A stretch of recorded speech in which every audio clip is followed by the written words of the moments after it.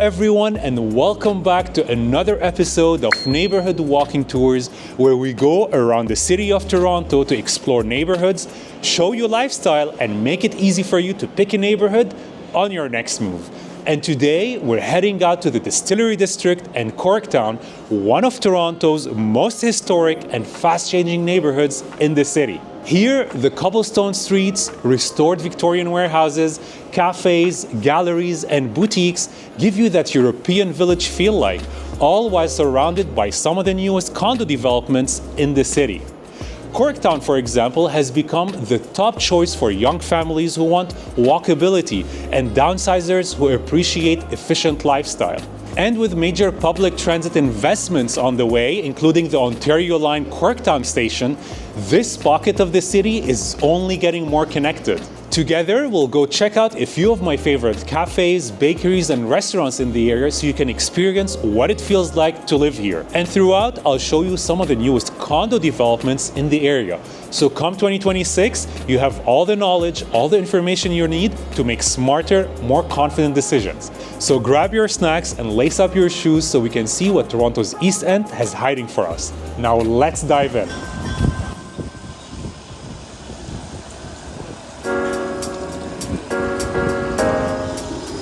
Alright, let's start with where the Distillery District actually is, because once you see it on the map, it almost feels unreal. The Distillery District sits just east of the St. Lawrence Market neighborhood, bounded by Mill Street to the north, the Gardner Expressway to the south, Sherry Street to the east, and Parliament Street to the west.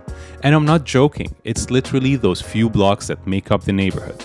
But within this compact footprint, you'll find one of the most intact collections of 19th century industrial architecture in North America. Red brick warehouses, cast iron details, and cobblestone streets.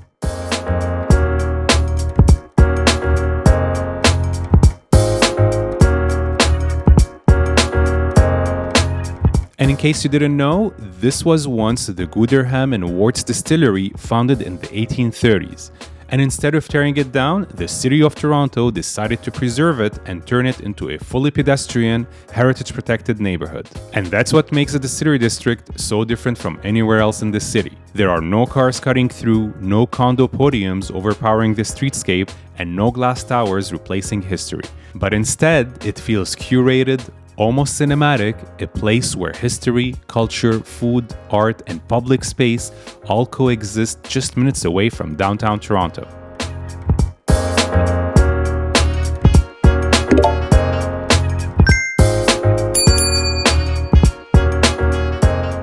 Now, as special as the Distillery District is, it's also intentionally compact, and that's part of its charm. But it also means that to really understand what it's like to live here, you have to look just beyond these historic blocks. Because surrounding the Distillery District are Corktown and the Canary District, two neighborhood areas that over the past decade have quietly transformed alongside it. And for those of us who haven't lived long enough in Toronto, this area was once a collection of underused industrial lands that has evolved into one of Toronto's fastest growing, most thoughtfully planned out communities where heritage architecture meets modern city living. And together, these neighborhoods offer a much broader lifestyle picture. Think about historic loft conversions, modern condo towers, family-friendly townhouses, and new parks, trails, and community spaces for everyone to enjoy.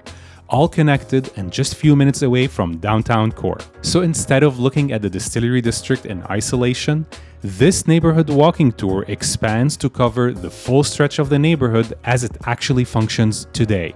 all the way from Queen Street East to the north, down to the Gardner Expressway and the train tracks to the south, and from the Don River to the east, all the way to Parliament Street to the west.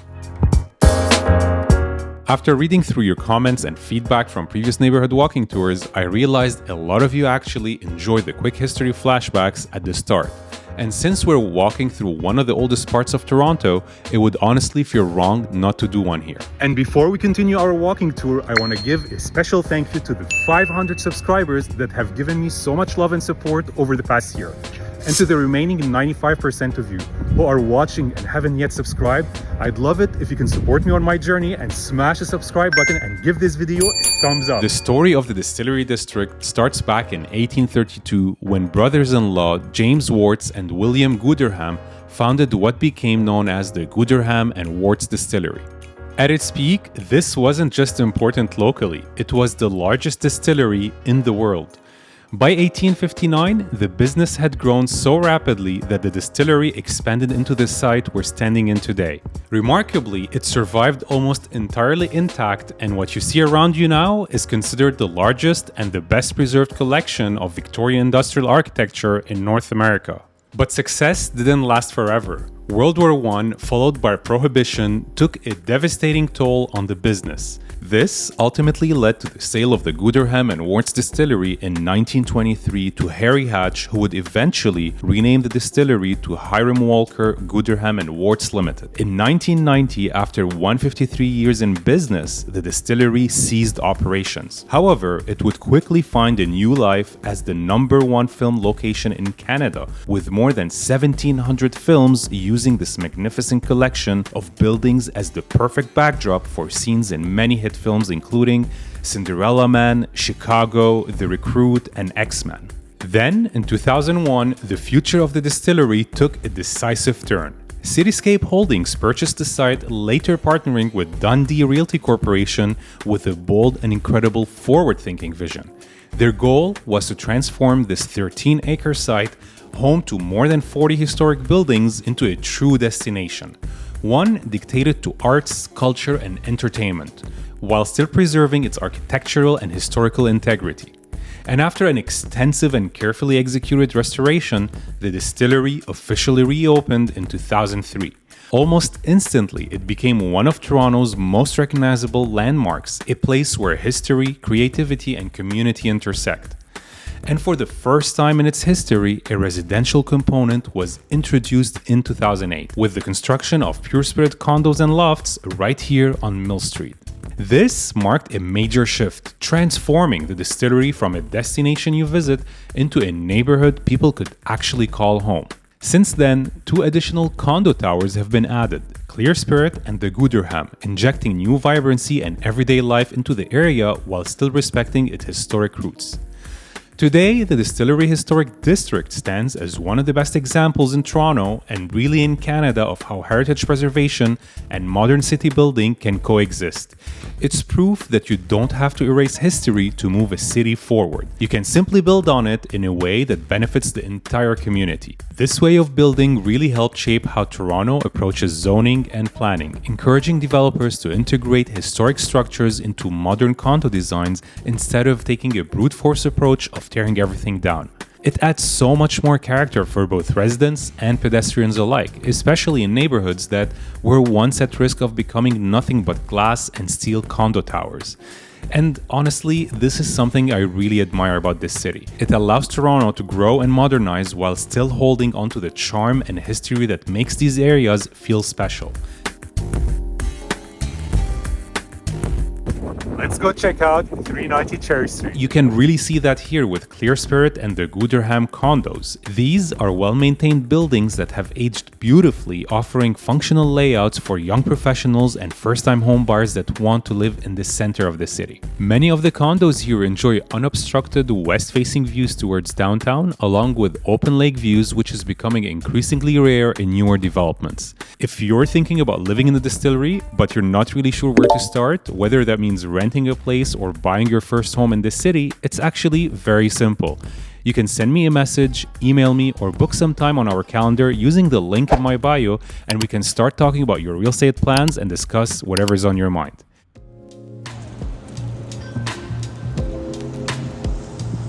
Now, some of you might be thinking, downtown Toronto is packed with traffic and getting around here must be so difficult. And while that can be true in many parts of the city, it's not really the case here in the Distillery District. You've got bus service right at your doorstep along Parliament Street and Front Street East, and the King and Queen streetcars are just a short walk away, offering commuters direct access and connections into the downtown core. Transit here is only getting better. Waterfront Toronto, in partnership with the City of Toronto and the TTC, is building the East LRT network, serving the eastern waterfront, including East Bayfront and the Portlands. This line will run from Union Station along Queens Quay East, looping at the Distillery on Cherry Street and continuing into the Portlands, connecting waterfront neighborhoods directly to the rest of the city.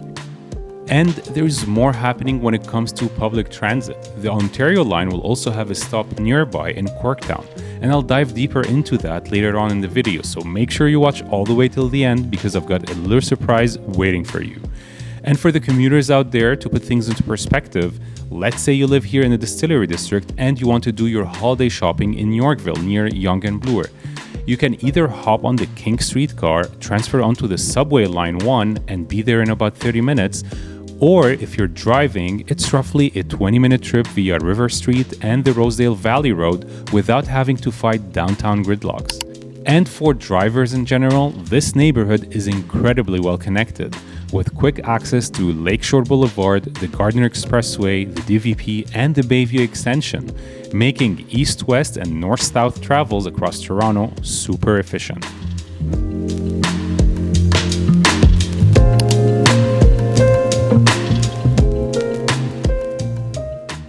In case you haven't noticed, we're now driving along the Queens Quay East, passing underneath the Gardiner Expressway, heading towards the main entrance of the Distillery District right at Parliament Street. Right here, you've got the Goode Condos at 35 Parliament Street, built by Garwood Developments, which wrapped up construction in late 2025 and is welcoming new residents as we speak. Over the past months alone, I've helped several young professionals and young families move into this building, and honestly, they've been loving it. While the suites here are generally smaller in size compared to some other newer buildings, I have to say they didn't compromise on layout design. You'll find that the floor plans are well thought out, they respect symmetry, which makes furnishing much easier, and they do a great job at maximizing usable space. Another big plus is that each bedroom has its own dedicated window, which is something buyers and renters really value.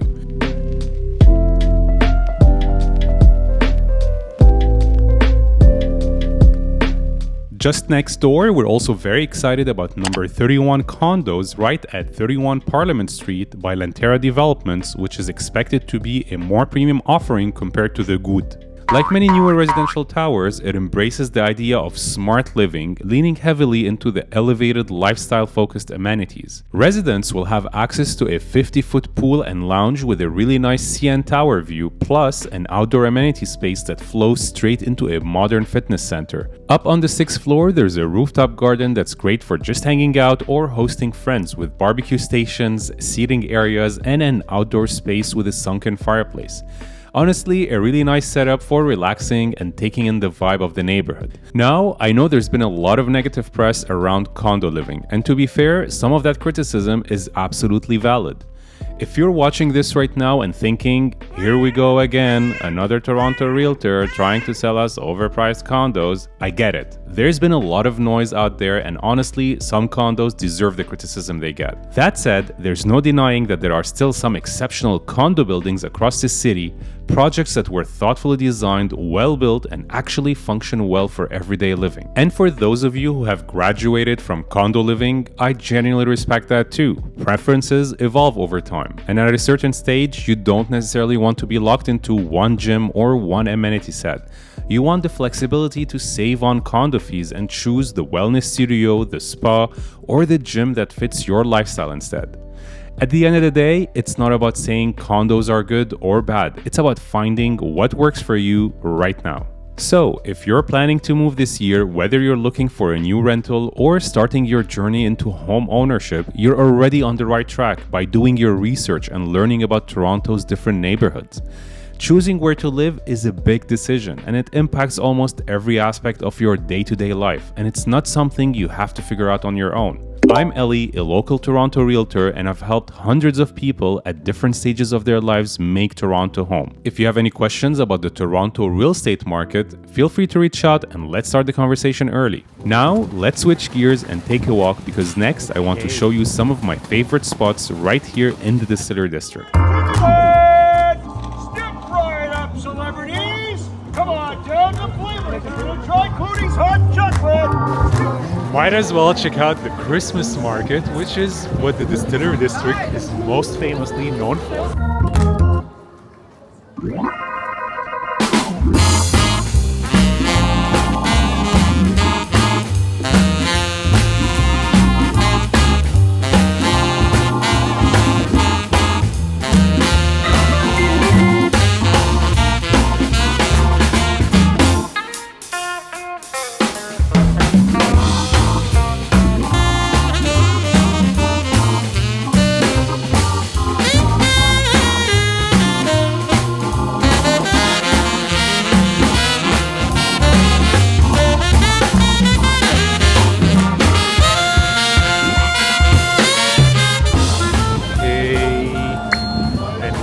Walking.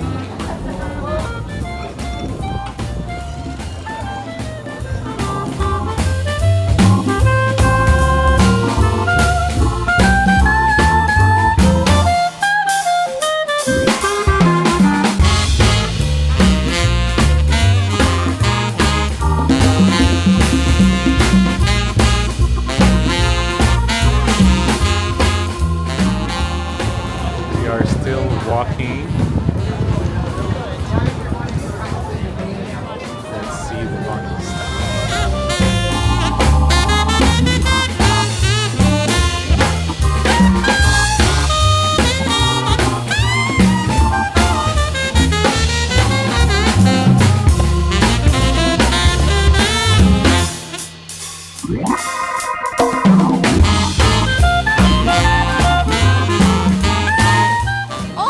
That's fine. Hit like and subscribe. I love your beanie.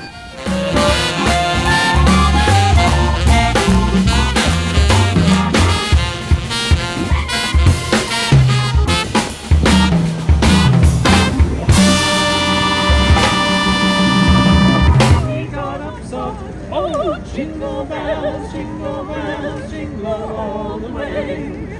What fun it is to ride in a one-horse open sleigh. Jingle bells, jingle all the way.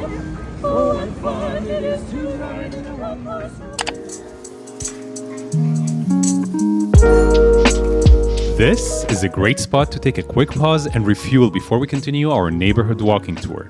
I went with my classic 18.6 grams medium roast flat white, a 1:3 ratio of double shot espresso to steamed milk, which gives you a strong coffee flavor, creamy texture, and a thin layer of microfoam.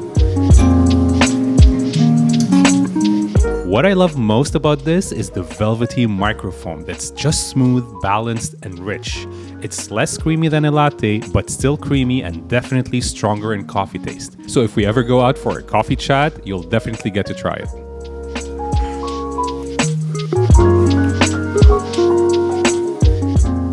As you can probably imagine, it took me a few days to record this episode. I ended up filming on snowy, slushy days and also on those beautiful blue sky days after a fresh snowstorm. So if you notice changes in lighting or scenery, just know this episode was put together with time, intention, and care. And if you're still watching and haven't yet subscribed, it would genuinely mean a lot to me if you hit that subscribe button and like the video. It's a small click, but a truly meaningful way to support the work that goes into these neighborhood walking tours. And for those of you who are curious about why I transitioned into residential real estate, I've shared a few short videos about that, plus more on my website under the About section, where I walk you through my journey and why I'm here today, showing you the best of Toronto's neighborhoods.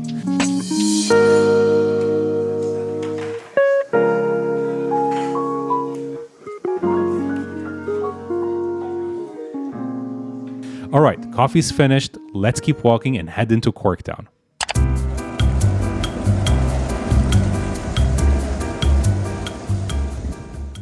Corktown is one of Toronto's oldest historic neighborhoods, originally settled by working-class immigrants in the early 1800s, many of whom came from County Cork in Ireland, which is exactly how this area got its name. Most residents at the time worked in nearby breweries and brickyards, and many families lived in very modest conditions. They couldn't afford the pew rents at the St. James Cathedral, which led to the creation of their own church, Little Trinity Church, built in 1843. What's amazing is that this little Trinity Church is still standing today right at 417 King Street East and remains as one of the most meaningful historic landmarks in this community.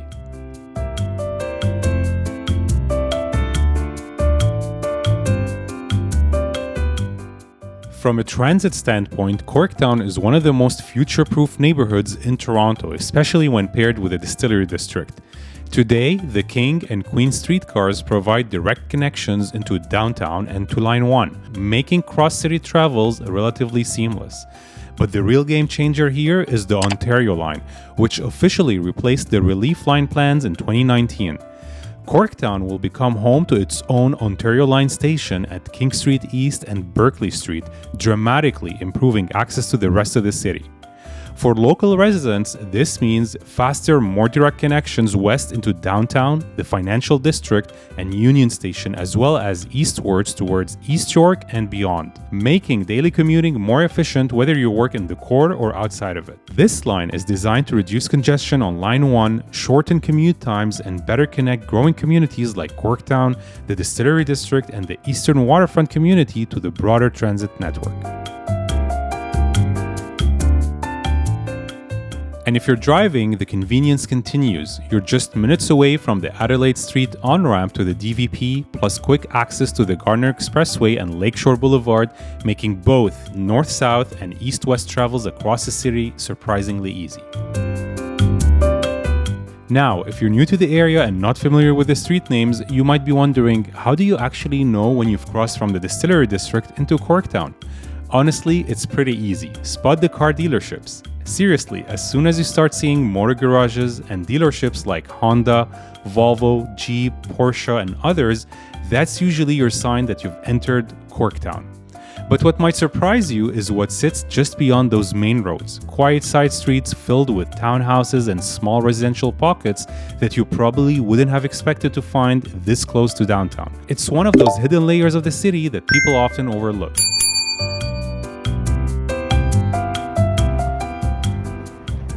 Corktown also has a great mix of low-rise condo buildings, older detached homes, and a strong supply of freehold townhouses, which makes it especially attractive for people looking for fixer-uppers, light renovations, or homes where you can add value over time.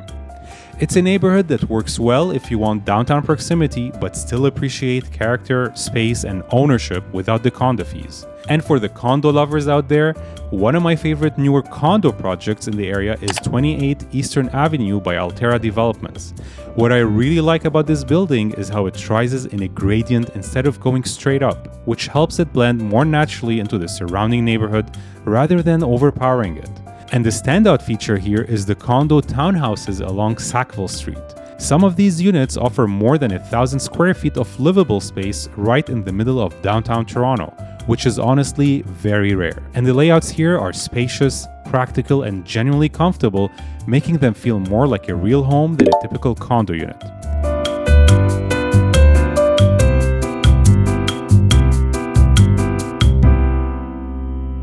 And the best part, it's right next door to Terroni Sud Forno, which in my opinion is one of the best Italian food spots in the area.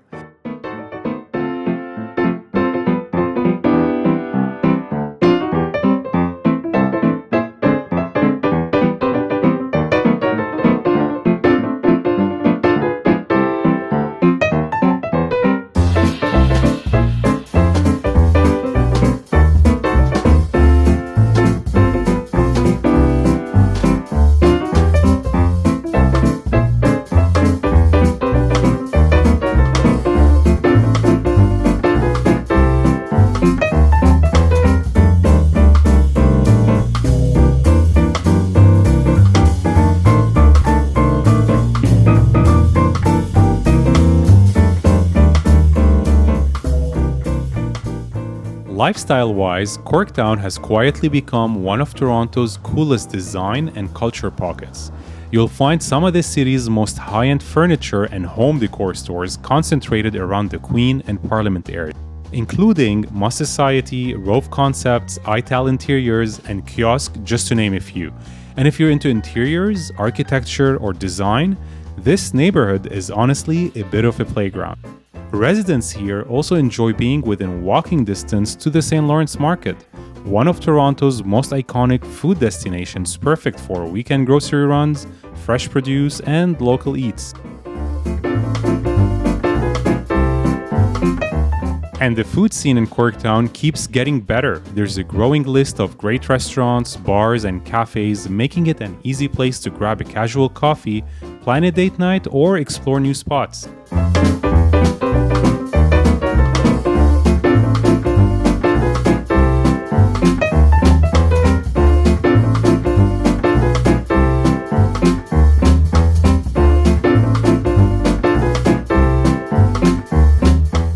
You'll also find Nella Food Equipment nearby, one of the city's major restaurant equipment suppliers. So if you're ever thinking about starting your own restaurant or turning your culinary passion into a business, this is actually a great place to visit once you've locked in your concept. Now, let's continue our neighborhood walking tour and head a little further east into the Canary District, also known as the West Donlands, one of Toronto's best examples of modern, master-planned urban redevelopment. West Donlands didn't always look the way it is today. It originally began as a busy commercial and industrial hub, but over time, especially through the late 20th century, the area experienced decades of decline and neglect. That started to change in 2001 when the government tasked Waterfront Toronto with leading a major revitalization effort to restore the neighborhood and reimagine its future. Part of the strategy was to make government-owned land more attractive to developers, while also investing in infrastructure to encourage long-term private investment.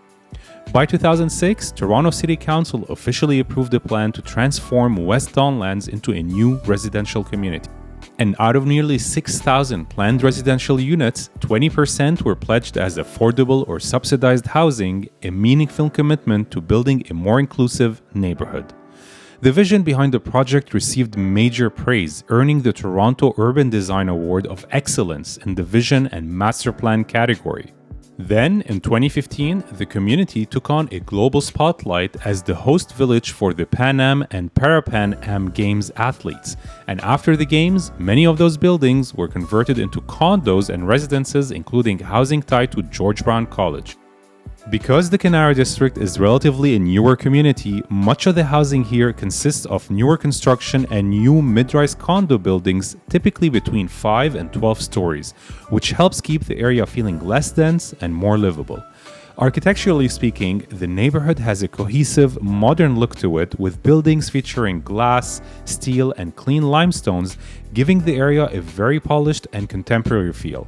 You'll also notice townhome clusters woven throughout the community, which adds variety from condo living to townhouse-style homes. It's a solid option for people who want to live in a modern condo in a calmer downtown setting without the intensity of high-rise living, attracting everyone from professionals to young families looking to establish roots here and downsizers. Lifestyle in the Canary District can be described as convenient, modern, and community-forward. One of the biggest perks of living here is how everyday essentials are right at your doorsteps. You'll find grocery stores, restaurants, cafes, and pet stores built directly into or around the residential buildings, making your day-to-day life incredibly easy. The neighborhood also has a growing food and dining scene.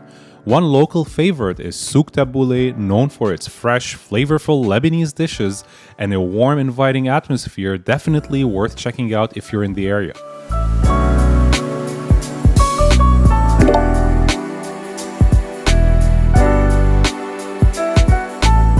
And this concludes today's episode, so thank you so much for watching all the way till the end. I really hope you enjoyed the video and learned something new today. And if you have any questions about the Toronto real estate market, or you want to talk about your specific situation, don't be a stranger and send me a message. Again, my name is Eli Yashwi, a real estate agent here in Toronto. Talk to you soon and see you on the next episode.